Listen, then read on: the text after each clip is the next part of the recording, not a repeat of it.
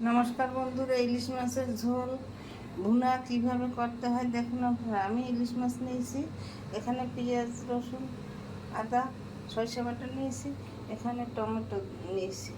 এখন কড়াই দিয়ে দিয়েছি,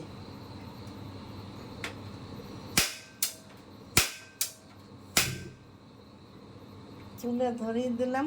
আমি 2 মিনিট পর ফিরে আসছি। 2 মিনিট পর ফিরে আসছি, আমি মাছগুলো দিয়ে দিয়েছি। এখন এটাকে ফিরিয়ে দিলাম। বেশি ভাজতে হবে না মাছ।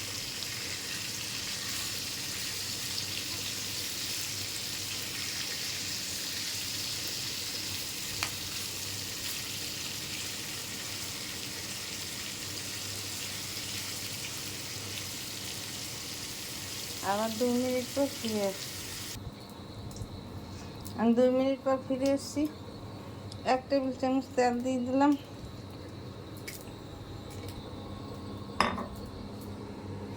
পেঁয়াজ বাটা, আদা বাটা আর কাঁচামরিচ বাটা আর সরষে বাটা দিয়ে দিলাম।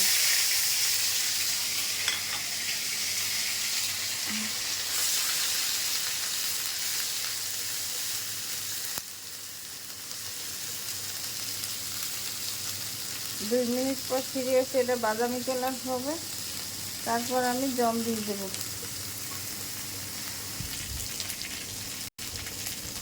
2 মিনিট পর ফিরে আসছি, আমার পেঁয়াজ ভাজা বাদামি কালার হয়ে গেছে। এখন 1 টেবিল চামচ জল দিয়ে দিলাম।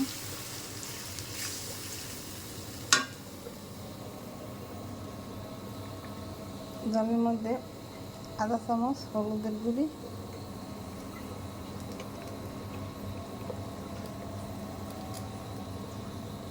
আধা চামচ মরিচের গুঁড়ি আর আধা চামচ জিরার গুঁড়ি দিয়ে দিলাম।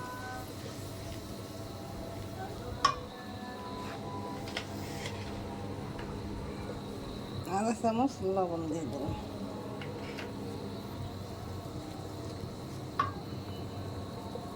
এখন 1 টেবিল চামচ তেল দিয়ে দিলাম।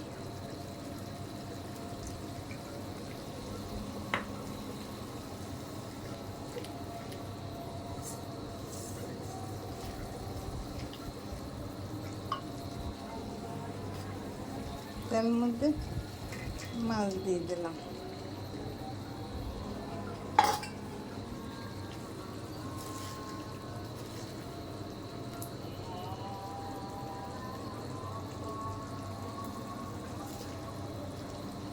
টমেটো আর মাছ দিয়ে দিলাম।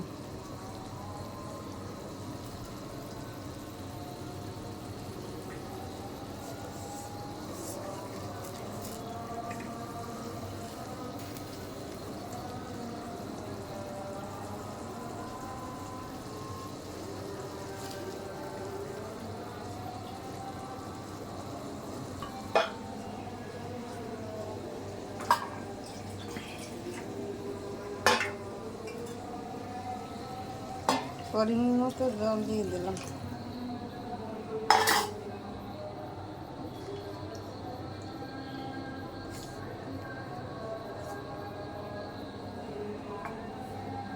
দুই মিনিট পর ফিরে আসি। আমি 2 মিনিট পর ফিরে এসেছি। টমেটো দিয়ে ইলিশ মাছের ভুনা হয়ে গেছে। আপনারা এইভাবে ঘরে বসে তৈরি করে খেয়ে থাকতে পারেন, খেতে অনেক সুস্বাদু।